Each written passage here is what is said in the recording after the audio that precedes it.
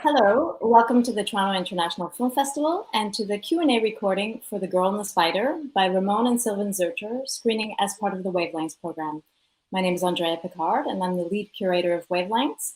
And it's my great pleasure to be here in conversation with the filmmakers, Ramon and Silvan. So welcome to you both. Hello, Andrea. It's so great to see you again. I wish we were doing this in person. The last time we saw each other was 8 years ago, if you can believe it, in Toronto, when you were here to present your debut film, The Strange Little Cat. And so I was so happy to see this film, and it's just as thrilling as the first one. I know that you've talked about it in terms of a loose trilogy, so this is the second installment. And I'm just wondering, in the time between the first film and the second film, if you've changed your collaborative working methods. Have you changed roles in terms of writing, filmmaking? Has that evolved in any way? Question for either one of you. Yes, it did. Actually, when working on The Strange Little Cat, it was pretty clear that Ramon is the author and also the director. So it was him that wrote the script and also him who worked with the actors during the shooting. And me, my role was of the one of a producer. So that was the roles back then when working on The Strange Little Cat. And now here, while making The Girl and the Spider, it was me who wrote the first draft of the script. So Ramon only was involved in the writing process later. It was when the first draft of the script already was finished, when then he also joined the process as a co-author. And then also during the shooting, it was clear that Ramon is the director in terms of also working with the actors. Mm-hmm. There's been many other things like artistic decisions concerning the set design or the costume, music, editing, all these kind of artistic decisions directors have to make, where we've been very closely collaborating. That's why actually at the end decided to share the director credit as it felt adequate, but it wasn't like at the starting point clear that it will be that we will label it that way. Ramon, you agree with all of that? With all of that, yeah. And actually, the third installment, which will be The Sparrow in the Chimney, there it will be like at The Strange Little Cat. There, I wrote the drafts, I wrote the script, and will be like the classical director, and Silvan will be like the classical producer. Of course, our collaboration will always be fluid. It's always very transparent, and most artistic decisions we'll make together. So actually, also when Silvan is kind of a producer, it's a very creative producer who is involved in every decision. But the third installment actually will be in a shooting and production way similar to the first film. So you've got a system which is both intuitive and yet it evolves, but there's still a structure in place, which I think is really interesting.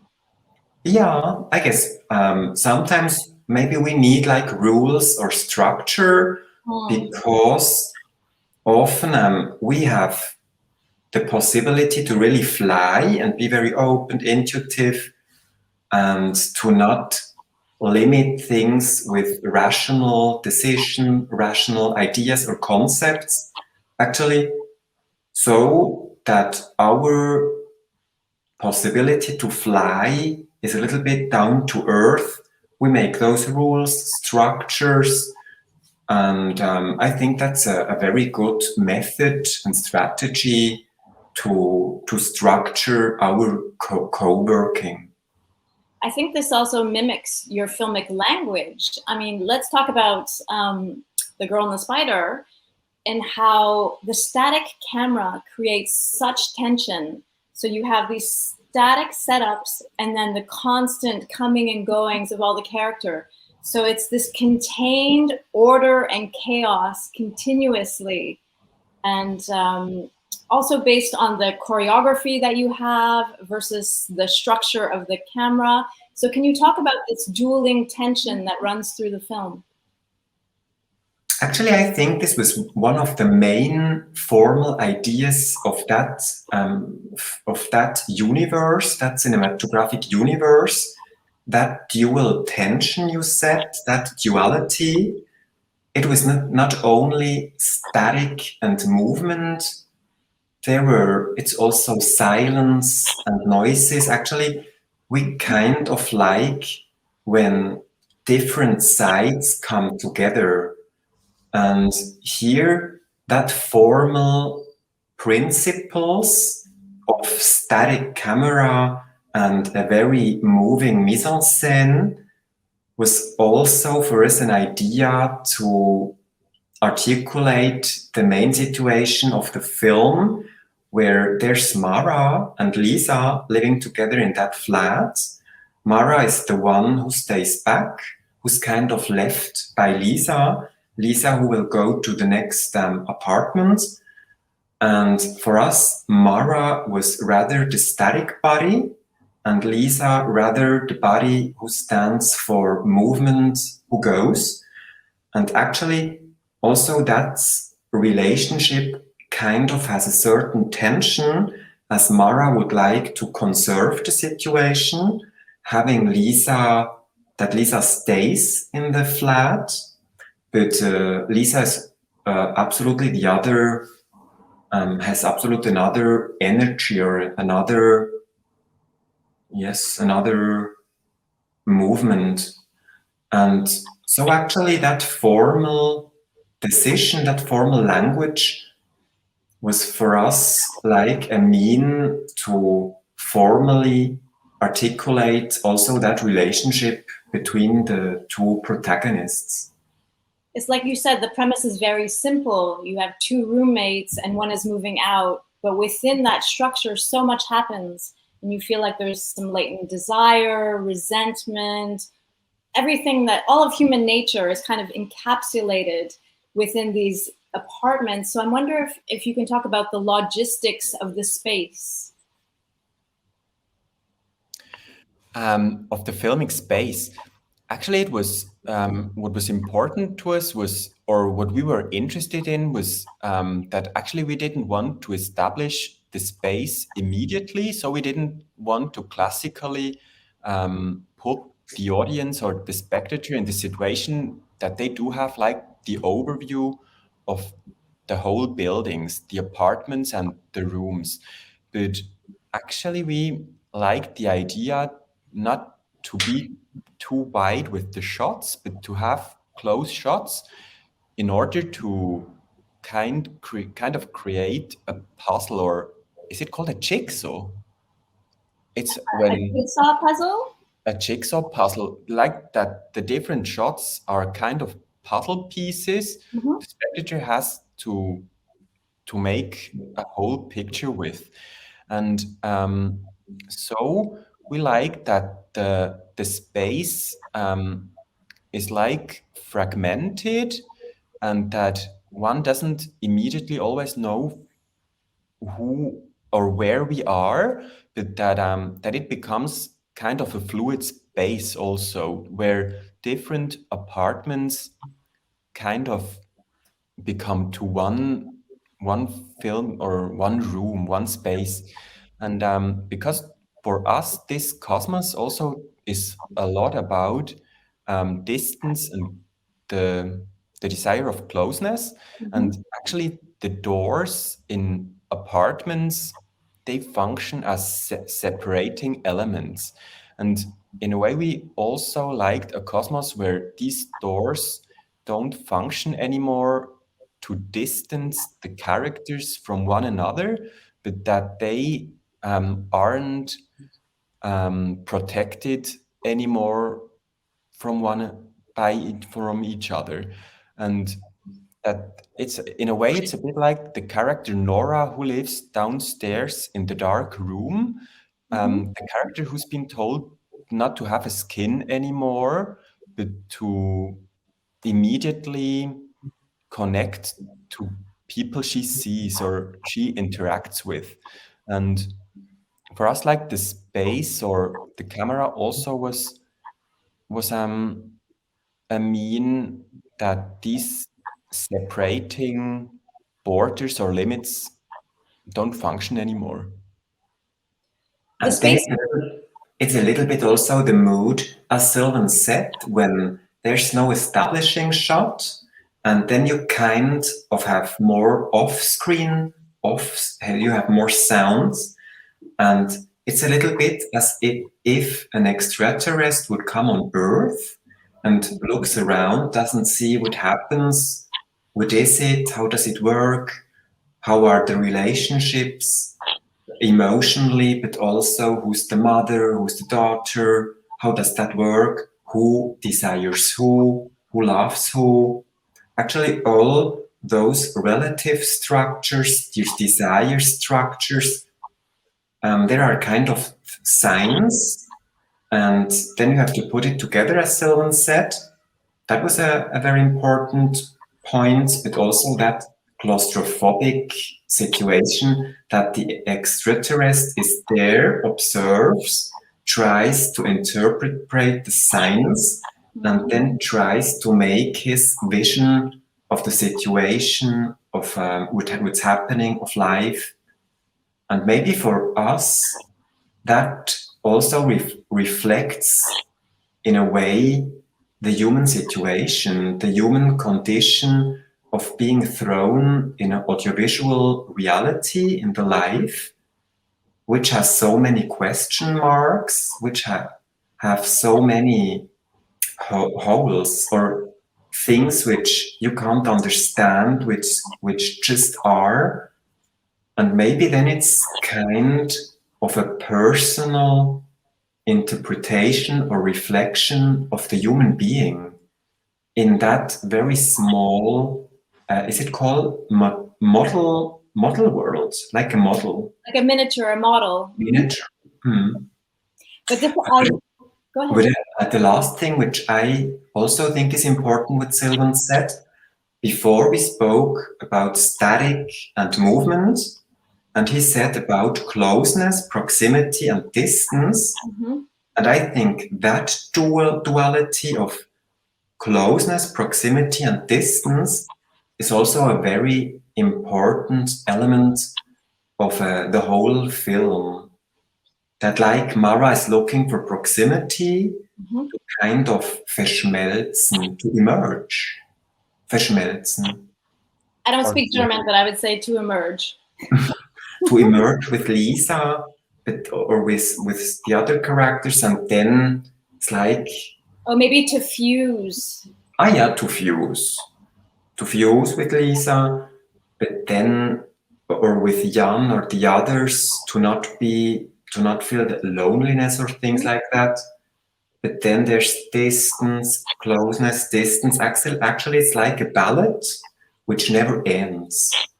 I mean, the film feels like a musical composition in some ways, but I just wanted to go back to what you were talking about in terms of this containment, and then when things sort of fall apart, I think it's really ingenious that at the beginning we see the schema that Mara makes, the architectural drawing, and then she talks about it being scrambled. For me, that emblematizes so much of this world. But to go back to the musical composition and the space, it's very color-coded. So can we talk about the art direction for a moment and all the primary colors and how you work on this structure?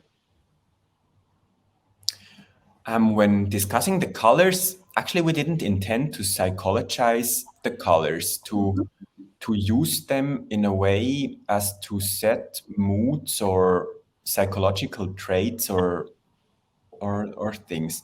But actually we rather use them also in a very intuitive way.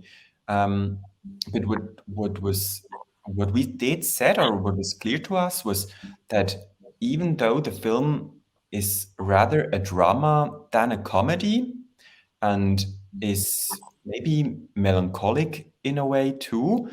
And sometimes in European art house, these kind of moods or films then are narrated with grayish color or with a very reduced color palette spectrum.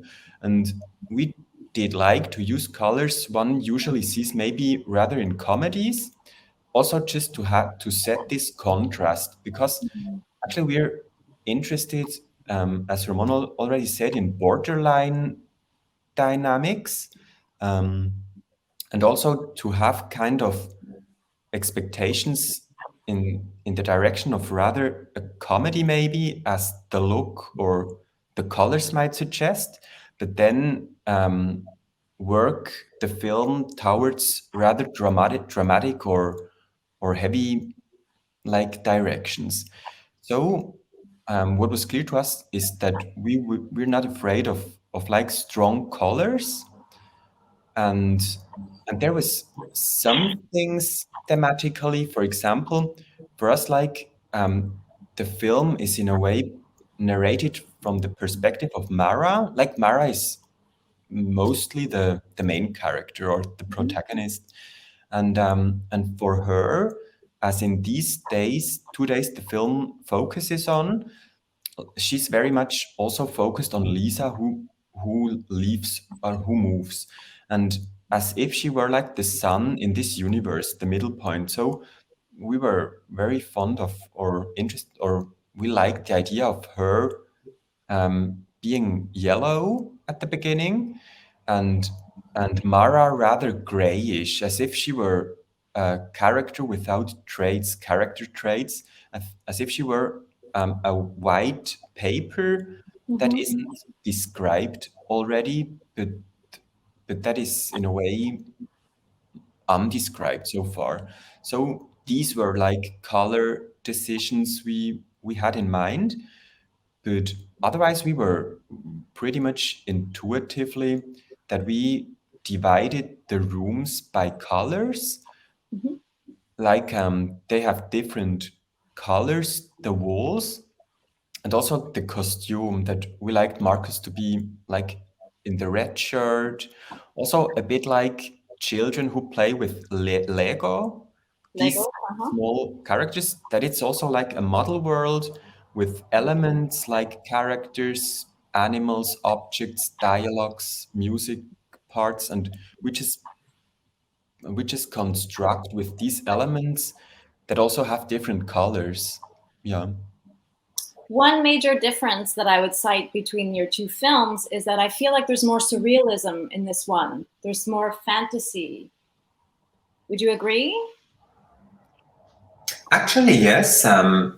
Well, I think not during the whole film, because I think that at the Strange Little Cat there were those quotidian, no, quotidian, quotidian. I mean, every day. Yeah.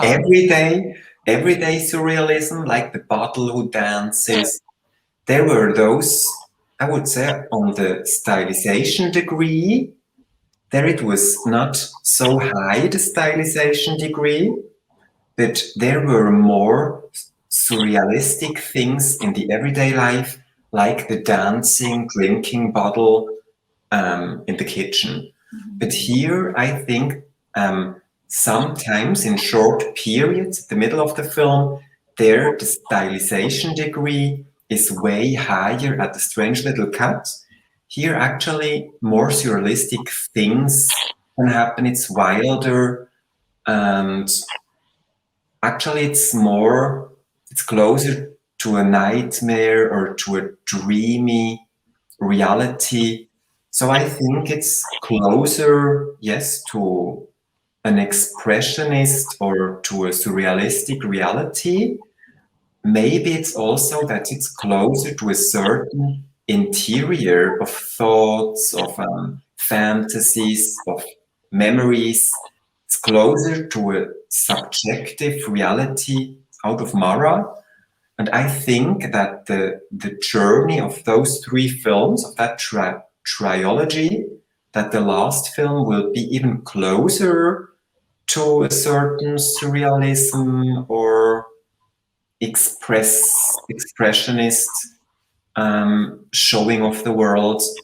So actually the stylization degree will always be more. We're running out of time, but I want to ask one more question because not all filmmakers want to work with children and pets, and you seem to have a real affinity for that. Just a brief word on the casting, whether on Lisa, Mara, but also the dog, the spider, just a few words on how you selected whom should be in your film.